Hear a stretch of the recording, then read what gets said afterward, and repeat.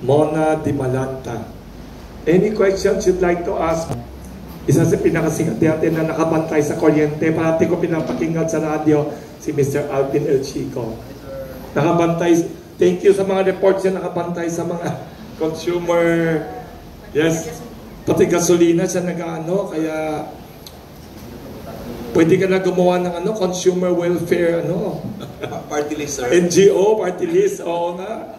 Mr. Alvin El Chico. Magtatanong lang kay ERC Chair din na Ricardo sa akin.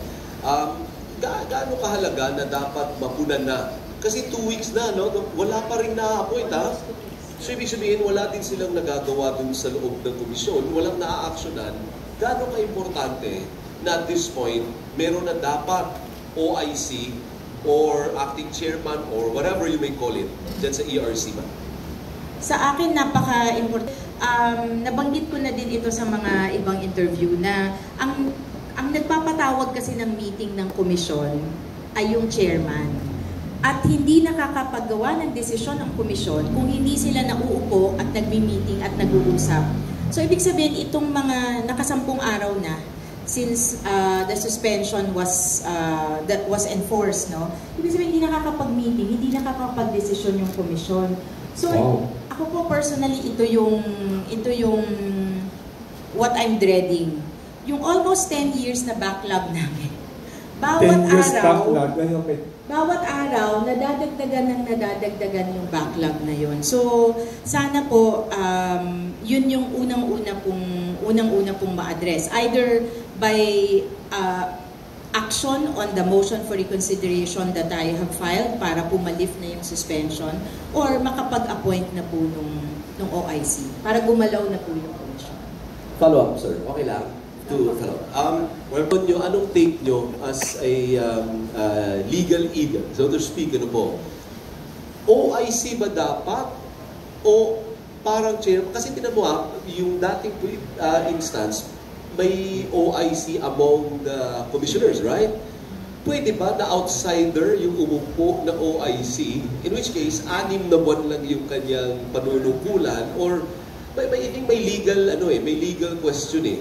Sino ba dapat yung OIC? Is it someone from the inside among the commissioners or someone from the outside?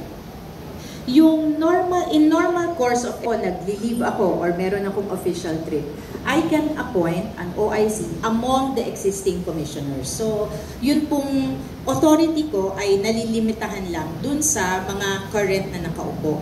Pero in this situation po, I think it's Malacanang that's going to appoint the OIC, in which case, hindi siya limitado dun sa current na dun sa pinagpipilian ko usually kung ako yung nagli-leave. So, I think dun sa puntong yon, kasi appointing authority naman siya. So, within the bounds of the discretion of the appointing authority. Now, whether it's yung question mo kung whether it's wiser to appoint an external na magiging 6 na buwan lang uupo or wiser to appoint among the incumbents, exercise of discretion na yun nung appointing authority. So, depende din dun sa authority na ibibigay niya. Kasi pwedeng malimitahan yung authority.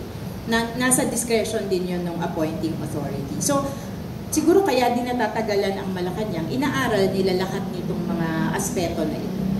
One last, sir. Anong effect ng consumer nung stalemate na ito o yung impasse na ito? Anong pakialam ng ordinaryong Juan de la Cruz? Kung meron man. Kasi busy sila sa buhay nila. Wapakil sila kung sino man yung mag-head dyan. Pero may impact kasi. Ano yung impact na yon kay ordinaryong Juan de la Cruz na wala pa rin nag-head ng ERC? Dito, ang impact siguro hindi mararamdaman ngayon. Mararamdaman pagdating nung susunod na power bill nila. Lalo na yung ang electric cooperatives nila or distribution utility nila nakaintay dun sa action ng ERC sa approval ng mga power supply agreements. Marami tayong, as of before nung suspension, in my monitoring at inutos ko na bago yung suspension, we have 23 electric cooperatives that have an exposure to WESM by more than 50%. ang dami po noon at malaki yung exposure na 50% na yon. So pinauna ko na yon dun sa Regulatory Operation Service namin na himayin nila, meron bang mga pending PSAs ito for our approval. I-bump up na natin, unahin na natin. Tapos action na natin. But with my suspension, hindi po yun ma-actionan. So ibig sabihin, hanggang tawag mo nga stalemate or stalled yung action ng komisyon, walang magiging power supply agreement ang mga ito. Ibig sabihin, aasa sa WESM kukuha ng supply itong mga 23 electric cooperatives na ito.